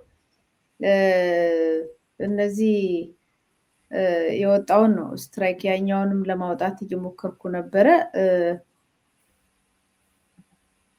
አንድ ጊዜ አነበዋለሁ ቃል በቃል peaceful resolution without violence and prioritize the safety and well-being of its citizens ለማህበረሰባችሁ ሰላማዊ የሆነ ከቫዮለንስ ከግጭት ውጭ የሆነ መፍትሄ ማምጣት አለባችሁ እና አሁኑኑ ሰላማዊ መንገድ አምጡ የሚል ነገር ነው። ኦልሞስት ትዕዛዝ ይመስላል። ምን ለማለት ተፈልጎ ነው? ሰላማዊ ነገር መንግስት እየተኮሰ መተኮስን በዚህ በኩል አቁም የሚል ነገር የለውም። ትዝ ይልልን አቁም የሚል ነገር አሁን ሌሎች ሀገራት ላይ ምናምን ሲመጡ ጠቅለል አድርገው ብሮድሊ ካስቀመጡት፣ አሁን ወደ ሱዳን ወደ ምናምን ከሄድ ጠቅለል አድርገው ካስቀመጡት ዝም ብለው ለማለት ያህል አለን ለማለት ያህል ነው። ማቆም አለብህ ካሉት ማዕቀብ ነው ይዘው የሚመጡት ማለት ነው። ስለዚህ አሁን የመጀመሪያው የማዕቀብ ይመስል ነበረ። ኢሚዲየትሊ ስላለ በአስቸኳይ የሚለው ነገር የማዕቀብ ይመስል ነበር። እንግዲህ ያንን ካሉ በኋላ ምን ተሰጥቷል፣ ምን ተነጋግራቸዋል፣ ለምንስ ቀየሩት የሚለው ለሆነች ነገር ንግግር አድርገው ከዛ በኋላ ይሄንን ካወጡ በኋላ እንደገና ደግሞ የተስተካከለ ነገር ያለንን ይመስለኝ። ያው በቃ እንደዚህ ካላችሁ እኮ እንደዚህ ነው፣ ምንድነው ከኔ የምትፈልጉት ምናምን እንደማይል ምንም ጥርጥር የለውም። አብይ አህመድ እንደምታውቀው ዛሬ እዚህ ጋር ካገኘው ነገ እዛ ጋር ታገኘዋለህ። ከነ ጌታቸው ረዳ ጋር የነበረበትን ሁኔታ አሁን ያለበትን ሁኔታ ማየት በደንብ ይቻላል። ከነ ደብረ ጽዮን ጋራ ምናምን የነበረው ነገር አሁን ያለበትን ሁኔታ ጠላት እነዚህ ሲሪየስ ይሄ በዚህ ዘመን የምናውቃቸው ፖለቲከኞች ዘላቂ እንደሚባለው ዘላቂ ጠላት የሚባል የላቸውም ይባላል እና እውነት ነው። ዘላቂ ጠላት የላቸውም። ጥቅማቸውን ሁልጊዜ ጥቅማቸውን ተከትለው ነው የሚሄዱት። ስለዚህ ያ ሰው የፈለገ ቢሰድባቸው አሁን ጌታቸው ረዳን ዝም ብላ አስበውና የፈለገ ቢሰድበው ቢያዋርደው ትላንትና ቢተኩስበት ቢገለው ዛሬ የሚጠቅመው ነገር ካገኘ ሁሉን ነገር ትቶ የሚመጣ አይነት ነው አብይ አህመድ ባለፈው ድርጊታቸው ያየ ነው ማለት ነው። ይሄ ማለት መርህ የለም ማለት ነው። መርህ ምንድን ነው? የዕለቱ ጥቅም ነው ማለት ነው። የአሁኑ ጥቅም ነው ማለት ነው። እንደ ሀገር በተወሰነ ደረጃ ይጠቅማል አይጠቅምም አላውቅም። ግን ጠላት የሆነን አንድ አካል የገደለህን ምን ያለህን ያለምንም ፍትህ እየተገለባበጥ ከምትኖር ከሆነ በራስ መቆም የማትችል መርህ የሌለ ከንቱ ሰው ነህ ማለት ነው። እና ይሄንን ባየሁበት ሁኔታ መጀመሪያ ላይ ያ መግለጫ ወጣ፣ በጣም ነው የተራገበው እንደምታውቀው። ከዛ በኋላ ምን አድርጎ ነው አብይ አህመድ ይህን ነገር ያሻሻሉለት የሚል ጥያቄ ነው የሚመለስልኝ እንጂ የአሜሪካ መንግስት ተጸጽቶ ምናምን አይደለም። በቃ የተጠየቀው ጥያቄ ነበረ። ያንን ለተጠየቀው ነገር ሸብረክ ማለት አለበት። ተመልሰው መጥተው እንደገና በሰፊው አድርገው አሁኑኑ ሰላማዊ ነገር መምጣት አለበት ብለው ቀባብተው እንደገና በሰፊው ጥለውታል። ሁሌ ይሄ እኮ አንዴ አይደለም። ሰላማዊ መንገድ ቫዮለንስ ምናምን የሌለው ነገር በድርድር ምናምን እኮ ብዙ ሺህ ጊዜ እኮ አውጥተዋል።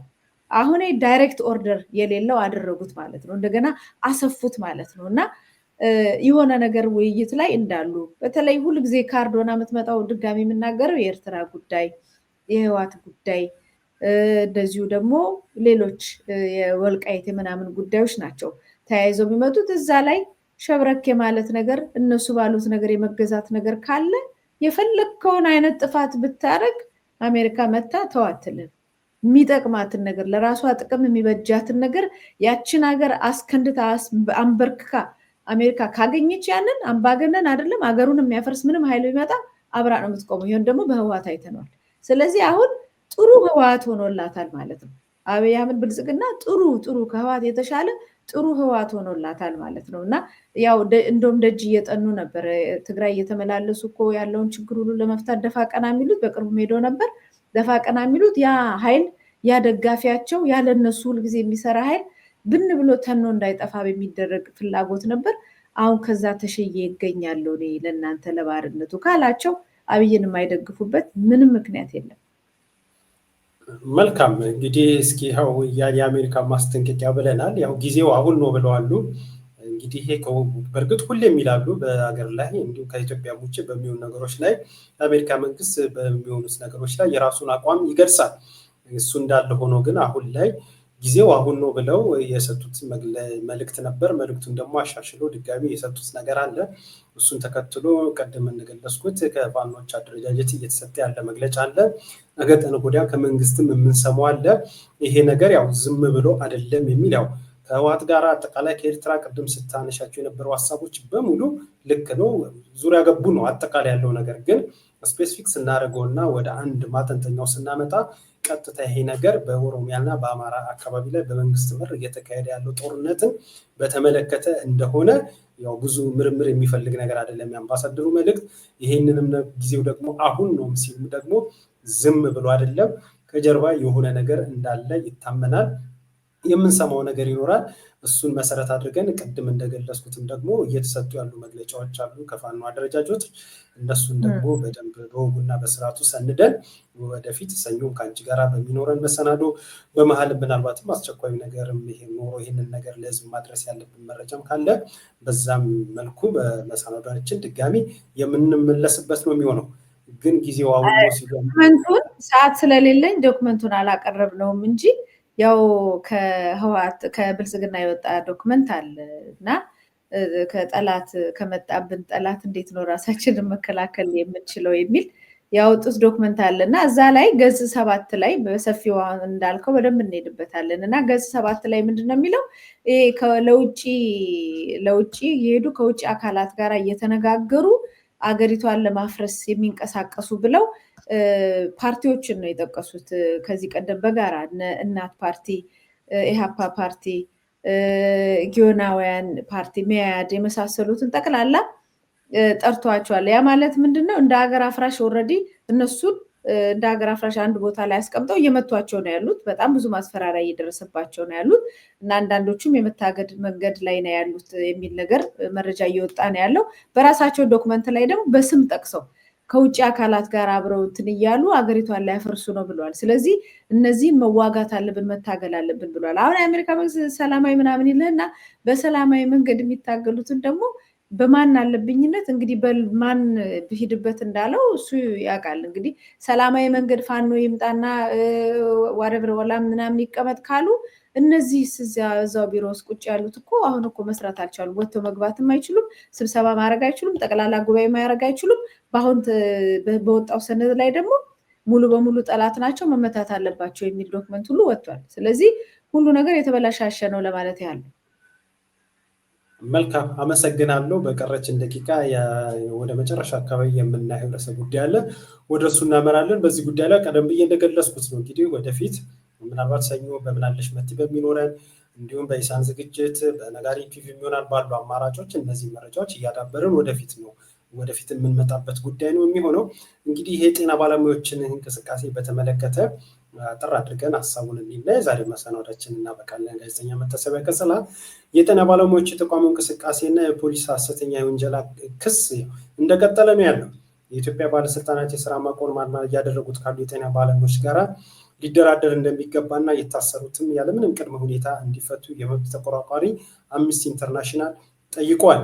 ይህ በእንዲህ እንዳለም የጤና ባለሙያዎች እያደረጉት ካሉት የስራ ማቆም አድማ ጋራም ተያይዞ የፌዴራል ፖሊስ 47 የጤና ባለሙያዎችን በቁጥጥር ስር አውሎ ምርመራ እያደረገ መሆኑንም አስታውቋል። የፌዴራል ፖሊስ ዛሬ በሰጠው መግለጫ የጤና ባለሙያዎች በቁጥጥር ስር የዋለው ሰሞኑን የጤና ባለሙያዎች ያነሱት የመብት ጥያቄ ሽፋን በማድረግ በሀገራችን ትርምስ እንዲፈጠር ከሚሰሩ ኃይሎች ጋር በማበር ህገወጥ የስራ ማቆም አድማ በማድረግ የጤና ዘርፉ ላይ ሁከትን በመፍጠር የታካሚዎች ህይወት አደጋ ላይ በመጣል በመጠርጠሩ መሆኑን ፖሊስ ገልጸዋል። ተጠርጣሪዎቹ የጤና ባለሙያዎች ያነሱት የደሞዝና የጥቅም ጥያቄ እንደ ሽፋን በመጠቀም ህገወጥ የስራ ማቆም አድማ በማድረግ ሌሎች ስራ እንዲያቆሙ ለአድማ በማነሳሳት የታካሚዎች ህይወት እንደሞትና ለአደጋ እንዲገለጥ በማድረግ ሁከትና ብጥብጥን በመፍጠር የተጠረጠሩ ናቸው ብለዋል። እንግዲህ በተደጋጋሚ ይህን ሀሳብ እያቀረብን ያለ ነው። ምክንያቱም ሐኪሞች ያነሱት የመብት ጥያቄ ተገቢ ነው። ይሄ ነገር ደግሞ ምላሽ ሊሰጠው ይገባል እያልን እኛም የሚዲያ ሽፋን ያው ስነ ምግባሩን በጠበቀ መልኩ እያቀረብን እንገኛለን። መንግስት ደግሞ ይሄው በገፍ እያሰረ በእነዚህ ርዕሰ ጉዳዮች ላይ እንግዲህ እስኪ መጠነኛ ቆይታ እናድርግ። ጋዜጠኛ መተሰላ እንዴት አየሽው የጤና ባለሙያዎች ላይ የፖሊስን ያቀረበው ውንጀላ? ያው እንግዲህ ህግ እኮ የለም፣ ፍትህ ተቀብራለች።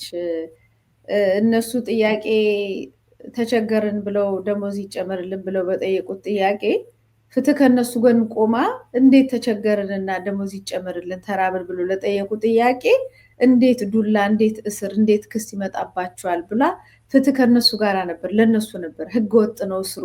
እነሱ የመጠየቅ መብት አላቸው፣ ህገ መንግስቱ ይፈቅዳል። የመጠየቅ መብት አላቸው፣ አድማ የማድረግ መብት አላቸው፣ ህገ መንግስቱ ይፈቅዳል። ስለዚህ በሚፈቅደው በህገ መንግስቱን ተንተርሰው በህጋዊ የሆነ ጥያቄ የጠየቁ አካላት ከህግ ውጭ በሆነ አካል መታፈን፣ መታሰር፣ መደብደብ የለባቸውም ብላ ህግ ወይም ፖሊስም በለው ፍትህ በለው ፍርድ ቤት በለው የጠቅላላ የፍትህ ተቋም ከነሱ ጋር መቆም ሲገባት ተገልብጣ ከመንግስት ጋር እነሱን የምትበድል ስትሆን ያው ተቀብራ ተቆፍሮ ተቀብሯል የኢትዮጵያ የፍትህ ሲስተም ማለት ነው። ይሄ በጣም ሁልጊዜ ነው የምለው በጣም አደገኛ ለአንድ ሀገር በጣም አደገኛ ነገር ደግሞ ይሄኛው ነው ትልቁ በቃ ህዝብና የሚያኗኑረው ነገር ፍትህ የሚያሰጠው ነገር ይሄ ፍትህ የሚያቻችለው የሚያኗኑረው ህግን የሚያወጣው የሚያረቀው የሚተረጉመው እነዚህ ኃይላት ከተመቱ እንግዲህ ማን ነው እንግዲህ በህሊና ነው የምንተዳደረው በህገ ልቦና ነው እንዳንል ህገ ልቦናም የለም አራጅ ነው የመጣብን ያለ ነው። አይ ሃይማኖት ፈሪያ እግዚአብሔር ነው እንዳትል እግዚአብሔርን የሚክድ አካል ነው ያለው። የሰው ልጅ ነው የሚያከብረው እንዳትል የሰው ልጅ ከምናምንቴ የሚቆጥርና ቁሳቁስን የሚያከብር የሰው ልጅ ሞቶ በሬሳው ላይ ችግኝ የሚተክል ኃይል ነው ያለው። እንግዲህ በምንድን ነው ፍትህ እንዴት ነው ህዝብ የሚኖረው ለሚለው ጥያቄ በጣም አስጊ ነገር ውስጥ ነን ያለ ነው። የፍትህ ሲስተሙን መታደግ የሚችል ማንኛውም አካል መታደግ አለበት። እንደምታውቀው ይሄ ነገር በተለያየ ቦታ እየተዘገበ ነው። አምኒስቲ ኢንተርናሽናል መንግስት በአስቸኳይ ድርድር እውቅና ሰጥቶ ድርድር እንዲጀምርም ብለው መግለጫ አውጥቷል። ብዙ ዓለም አቀፍ ያሉ ሰዎች ተቋማቶች በጣም እያፈሩ ነው። ሐኪሞች መጀመሪያ መራባቸው፣ ከዛ ደግሞ ተራብን ብለው ሲጠይቁ መንግስት አፍሶ ማሰሩ፣ ከዛ ደግሞ ለምን ስራ አስተጓጎላችሁ ብሎ ካሰር በኋላ በየሚዲያው እየወጡ አሁን ዶክተር ደረጀ ሞቶ ነበር እንግዲህ በየጊዜ የተቀላጠፈ ምንም አይነት የጤና እክል የገጠመው ማንኛውም ሰው አገልግሎት እያገኘ ነው አለ ካለ ለምንድን ነው እየወጣ በቴሌቪዥን የሚነገረው? ለምን እነሱ ታሰሩ? አገልግሎት ምንም አልተጓደለም ብለው እንዲህ በብሽሽቅ የምትመራ ሀገር የህፃናት ጨዋታ እነሱን አጓደላችሁ ብለው አስረው ዋጋ እያስከፈሉ እንደገና በአደባባይ በቴሌቪዥን ላይ ወጥተው ምንም የተስተጓጎለ ነገር የለም።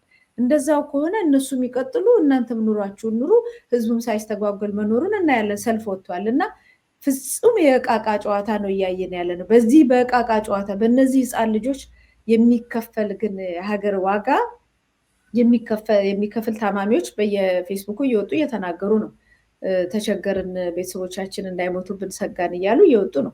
ህዝቡ ሰልፍ እየወጣ ነው። በዚህ ሁኔታ ላይ ጥቁር አንበሳ ባለፈው የሐኪም ያለ ብለው ወጥቷል።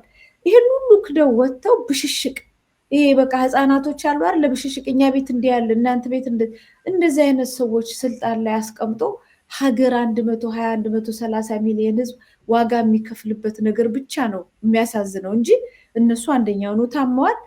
ሲስተሙን ግን ክራሽ እያደረጉት ነው። ይሄ ሲስተም ክራሽ አድርጎ ወድቆ ላያችን ላይ አብረን እንስጠም ወይ የሚል ነው እንግዲህ ዋናው ጥያቄ እና በዚህ ላይ መቼም ነቃ ብለን መስራት አለብን ለማለት ነው። ያው የቃቃ ጨዋታ ነው። እየወጡ ይፎክራሉ፣ ህዝቡ ግን ዋጋ እየከፈለ ነው። መልካም፣ እጅግ አድርጌ አመሰግናለሁ ጋዜጠኛ መታሰቢያ ቀጸላ። የቅዱስ ሲኖዶሱ ዕጣ ፈንታና የአሜሪካ ማስጠንቀቂያ በተሰኘ ርዕሰ ጉዳይ ቆይታ አድርገናል። በተለይ የሐኪሞቹን የመብት ጥያቄን በተመለከተ ደጋግመን ሽፋን ሰጥተናል፣ ወደፊትን ሽፋን እንሰጣለን። የመብት ጥያቄ ምላሽ እስኪያገኝ ድረስ በሌሎችም ርዕሰ ጉዳይ ዳግም የምንመለስባቸው ነው የሚሆነን። ለእስካሁን ቆይታ እጅግ አድርጌ አመሰግናለሁ። ክብረት ይስጥልኝ ጋዜጠኛ መታሰቢያ ቀጸላ። እኔም እጅግ በጣም አመሰግናለሁ ይድነቃቸው። አድማጭ ተመልካቾቻችን የቅዱስ ሲኖዶስ ዕጣ ፈንታና የአሜሪካ ማስጠንቀቂያ በተሰኘው ርዕሰ ጉዳይ በነጋሪት ቲቪ ስለ ሀገር የቀረበላችሁ መሰናዶ ይህን ይመስል ነበር። ዳግም በሌላ መሰናዶ እስክንገናኝ ድረስ በሰላም ቆዩ።